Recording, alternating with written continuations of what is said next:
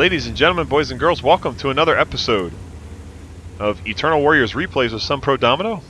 And here we have Curfo, and he is playing in the Tier 9 Russian heavy tank, the ST1. And he's definitely got a nice little paint job there, Bring the Heat, aptly named. So, the ST1. The ST1 is the predecessor to the IS-4, the heavy Russian tank line. And it's been in the game for quite some time. It's been kind of, just like the IS-4s, kind of pushed to the side a little bit from all of the new kids on the block. And just really unpopulated, so to speak, for a lot of the tank players. And for experienced tank players, they're going to know this tank, they're going to know its capabilities, but for new players, they might be easily fooled. And that's because this tank has some very unique features to it. For example, you might notice that on the front of the tank, which Curfo's not really showing right here because he's trying to get past this Jagdpanzer 100. Very, very formidable tank destroyer there. But if you notice right here on the front of the tank, it is not, it does not have the angled front that the IS-7 has, or the T-10. And so, this tank is very, very good at angling its armor at a 30, possibly even more like a 45-degree angle, and just trolling shots on its side armor, and even its front when they least expect it.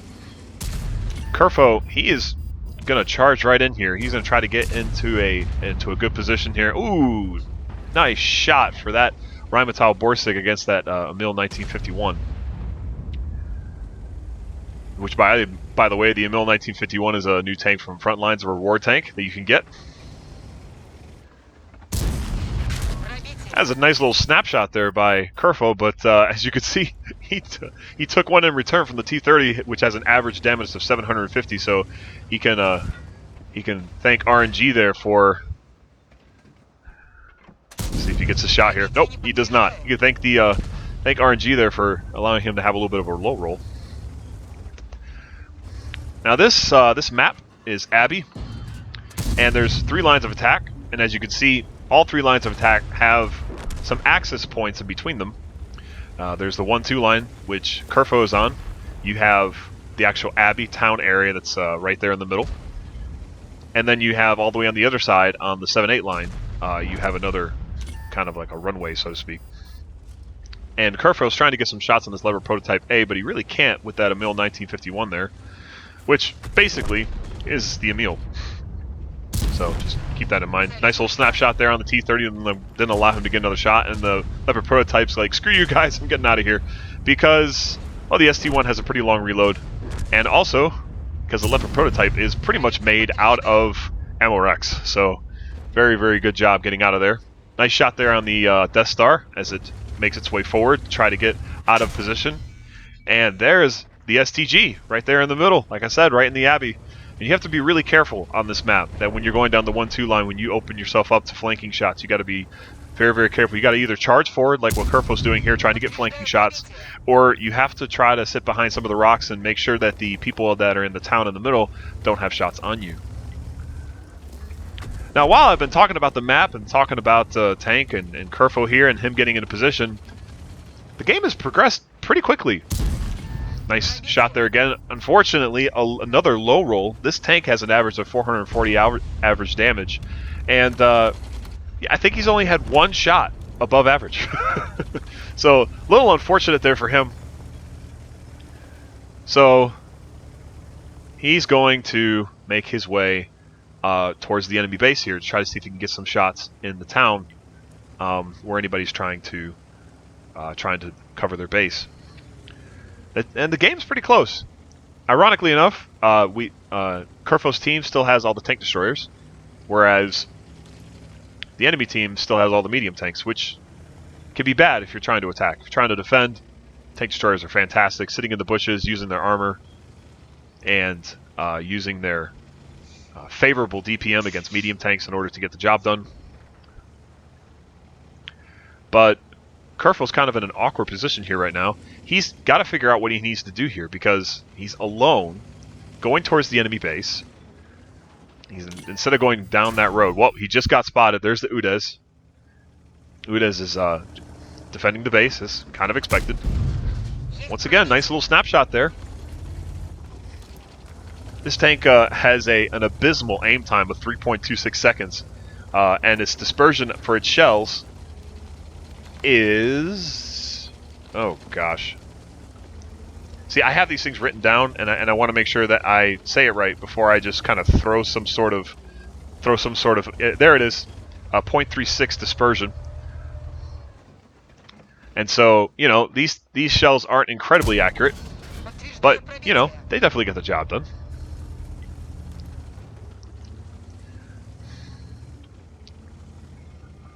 But it's very favorable for him to actually get those snapshots in with such a long aim time and decent dispersion.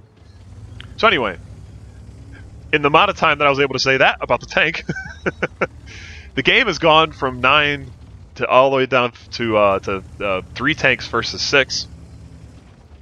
9 tanks in total. And Curfo's really got to figure out what he needs to do here. He's debating whether or not he should try to go for the base. He's probably waiting to try to take care of that UDA 16 before he tries to do that. And his team loses another tank. And the game is now 2 versus 6. And this is not really looking well for Curfo's team, but let's see if he can turn it back around. That UDA's, I'm really not sure what he was trying to do there, but yeah, you definitely don't want to go right below any kind of tank that's sitting on high ground that can easily just roll off into the distance. Now, he does have a Jagdpanzer E100 on his team.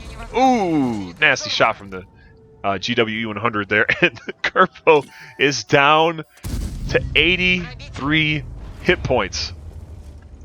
83 hit points with 5 enemy tanks left. There's 2 tanks on the cap. By all accounts, this game should be over. Unless a couple of things happen. The first thing that could happen is that Jagdpanzer E100 can absolutely annihilate one of those guys in the cap, which is, I guess, what he's going to be trying to do. Curfo's going to either try to go around, or he's going to try to go back to the base. Looks like he is deciding to go through the Abbey in order to get to his base. The Jagdpanzer E100 over there looks like he's going to try to get a shot. There's only 2 seconds left on the cap, and whoa, there it is. The Jagdpanzer E100 annihilates the Sturzfang 1030. Just sits back and gets ready to reload, gives Curfo some time to get back to the cap. And the advantage that Curfo has here at the moment, if you want to call it an advantage, is that both of these tanks are one-shots. Of course, he's a one-shot too, and so is the Jagdpanzer E100. Everybody's kind of a one-shot here. But if they don't know where he's coming from, they're not going to be ready for the shot. There you have it. Easy peasy. Made it a tie game right there. Tell you what, this Jagdpanzer E100 and Curfo, I'm going to just call it Gamer Jabs. That's an interesting name. So Gamer Jabs and Curfo are really making good work here. And Curfo's making really, really good work of his terrain. Snipes right between the buildings there in order to get the VK-101P. Looks like he stopped there for a second to talk to the Jagdpanzer 100. Was asking if he needed to wait. So there's 6 minutes left on the game. So I mean, you know, they definitely don't want to lemming train into a very formidable artillery.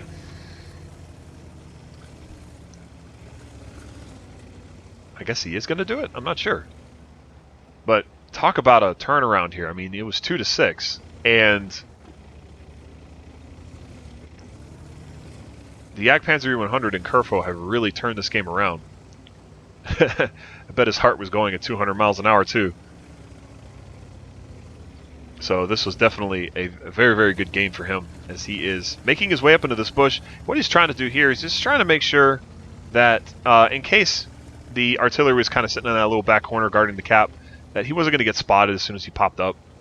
Just trying to use the bushes to his advantage, try to get the spot first. Get an idea where this artillery unit is. You also got to consider the direction that you go in towards the artillery unit as far as just being in the right place. Oh my goodness!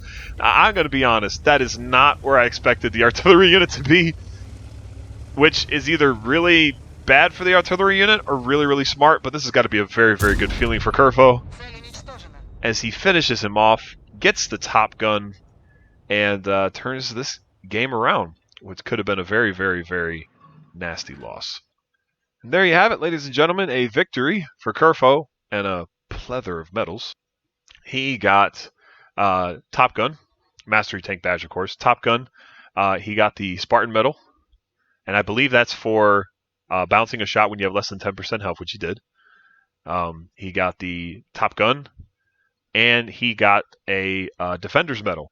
And that was for doing 5,520 damage and 6 kills with 1,456 base experience points. And just props to him for getting this job done. Along with that Jagdpanzer 100 Gamer Jabs. That was absolutely fantastic teamwork between the two of them.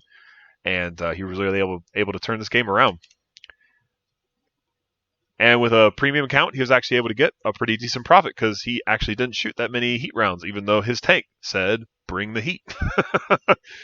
Which, of course, is not because he's shooting heat rounds. Bring the heat could also just be based on the fact that the ST-1 is a very formidable tank armor-wise. We didn't get to see a lot of that in this game. You know, he received 6 hits, and there were 3 penetrations and 2 non-penetrations. That's not a very good game blocking damage-wise for Curfo and the ST-1. Because this tank has the potential, like the IS-4 that you saw with Rem Alexis in the first replay that I did, to just bounce tons and tons of shots. And it was probably just because he was being very aggressive.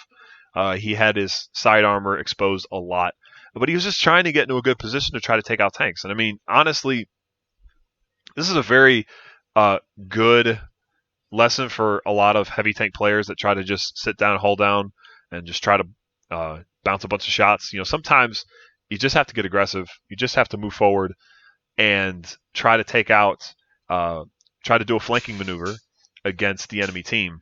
And it's really going to be the only way that you're going to get the victory that you're looking for and the damage you're looking for. So anyway, that's it for today. Hope you guys enjoyed it. And as always, I will see you in the next replay, and thank you guys for watching.